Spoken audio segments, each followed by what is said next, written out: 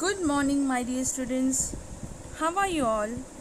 Children, today we are going to learn a very interesting topic in EVS, that is topic 12, our need for food. But before we begin, I want to share with you one incident. This boy, name is Arav.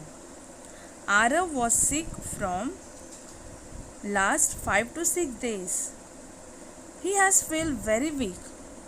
He had lost all his strength. So he was in a hospital. Over there, people came and met him and offered him a good food. The nurses offered him good and nutritious food. Whereas the guests who used to come to meet him used to bring a lot of fruits for him. His mother gave him juice of that fruits. Soon Arav became fresh and healthy over again. He was fit again to play his games and do the work which he used to do earlier. So children, my first question is, what helped him to recover? What was one thing helped him to gain the strength? So tell me, what was the one thing to help him to recover? Can you all have answer of this question? Yes, it was the food that he ate. Whatever food he ate was healthy. It had lots of vitamins, proteins, minerals which helped his body to recover quickly. So, food plays a very important role in our body functioning. If you will find that a small baby is observed in this video growing into an adult. He is growing not only by his weight but also by his height. So what is that one thing that helps him to gain his weight and height? Yes, again the answer is food. The food that he kept on eating helps him to grow faster and healthier. So children, till now we all understood that food is very necessary to functioning our body properly. Otherwise, we will fall sick or ill. Right? When do we eat food? When we hungry. So children, tell me, why do we feel hungry? What is that feeling that makes me feel hungry? So children, imagine there is a vehicle near to your house. It must be motorcycle or car. Imagine that this vehicle are without petrol or diesel. Will they work? No, they don't work. Without the food they need, usually a motorbike have petrol. Their fuel is their food. If we do not provide them, they will stop working. Similarly, it goes with our body. It's two kind of a machine. So it's to require enough amount of food so that it take the energy that it utilized in all the work. With that we do so. Children, food is necessary for our body to function properly. So it is necessary for us to feel hungry and eat proper food to function our body properly. Our body must function properly. That is why we need food. Food helps our body to grow. It helps to repair the wear and tear of our body. It also gives us the strength we need to work. If we don't get enough food, we feel tired. Vigor is lost. Vigor means all the strength which our body has. At such a time, we feel very hungry. If we eat a little, we feel better at once. When we work a lot, our body feels fatigued. It makes us very hungry. Like us, all living things need food too. But children, all living things do not eat the same kind of food. People who keep cattle means domestic animals which provide us by our daily requirement like eggs, milk, meat, etc. So people who has kept cattle feed them with grass, oil cakes. Oil cake means it is a fibery part which is left after extracting oil from seeds such as groundnut, sesame or cottonseed is pressed into slabs. This is called oil cakes. And ambon. Ambon means it is a mixture of oil cake and jaggery. Jaggery means a sugar or in Marathi we call it gur. And coarse particles of grain mixed in water and used as animal feed.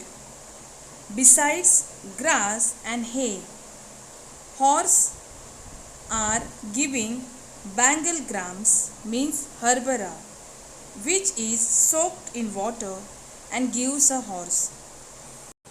Goats and sheep eat the leaves of various kinds of shrubs besides eating grass. Cat loves to drink milk, whereas dogs may eat chapati or bhakri. But cat like mice just as much. On the other hand, dogs prefer eating meat. Cats also hunt and eat birds such as parrot, doves and pigeons. But children, we know that generally dogs and cats are kept as pet. That is why they eat whatever is offered to them. In forest, animals like deer, bisons and nilgai eat various kinds of green grass and leaves. If there are crops growing in fields nearby, these animals finish off those crops too, which cause lots of damage and loss to the person who owns the farm because he has worked for the entire year for growing of these crops. And then this kind of animals, they come into the farm and destroy the farm. But children, let me tell you, we are not supposed to blame these animals. It is our fault. You know why? Because we human beings continuously capturing the forest area. We are cutting down the trees. Just we are trying to build our houses. We are destroying animals' shelters, and that is forest. Then where they will go? They will surely come over here and destroy the plants. Children, wild animals like the tiger and lion live in deep jungles. They hunt other animals and eat their flesh. Usually, these animals do not hunt in human settlements. But sometimes, when they are starved, they are forced to enter nearby village. Then they kill and carry away cattle, and sometimes even humans are harmed. Many times, foxes dare to enter human settlements, but they are not as strong as tigers. They cannot kill cattle. They are mostly content with stealing fowl, means hens or cocks. So foxes are not strong like tigers to attacks on cattle like buffaloes or goats, etc. They attempt to steal the fowl. That means hens or cocks which are available. Now, still we are discussing about domestic and wild animals. Let's see on what birds are fed upon. We see many differences in what birds eat too. Many birds eat grain. Farmers grow a variety of cereals and pulses in their fields. As the crop becomes ready for harvesting, the ears becomes full of grains. Birds in the surroundings come in flocks to feed on them. They can destroy the crop. What is done to prevent such destruction? Yes, the scarecrow are set up by farmers because usually birds are not there to come near the humans, and that is why they will think that they are humans which are there in the farm. So this was the trick which was used to protect the crops by farmers. It is easily possible for birds to find grains in areas where people live. That is why some birds live in such areas. Other birds feed on other kind of foods. Hens eat worms, crows eat the flesh of dead animals. Some birds eat the fruits of trees. Children, birds are mostly found in rural area. Some birds eat insect, some birds eat small animals, and some birds eat big animals. And some birds prefer to eat fruits of this tree. So this is how all birds belongs to the same category. They have similar features, but children, their choices are different regarding food. Now let's see about the small animals around us. What do they feed upon? Bedbugs suck people's blood. Ticks suck the blood of cows and buffaloes. House lizards and chameleons eat insects. Caterpillars and some insects nibble at and eat the leaves of plants. Butterflies feed upon the nectar they find in flowers. Now children, tell me, which are the other insects which collect the nectar of flowers? Yes, it's a busy bee or honeybee. That is what they feed upon the nectar of a plant. Animals eat the food they find in nature. However, they have to wander from place to place in search of food. Wander means roam from one place to other. Got it, children? So just now we saw, children, that animals are depend upon plants for food. We human beings are also depend on plants for food, because whatever food is prepared, it comes somewhere or the other from plants. Right? The natural ingredients are brought and then they are processed in a food product, and this is which we consume. But the basic food ingredients we get from plants. So we realize over here that plants are the most important food on which the entire world depend.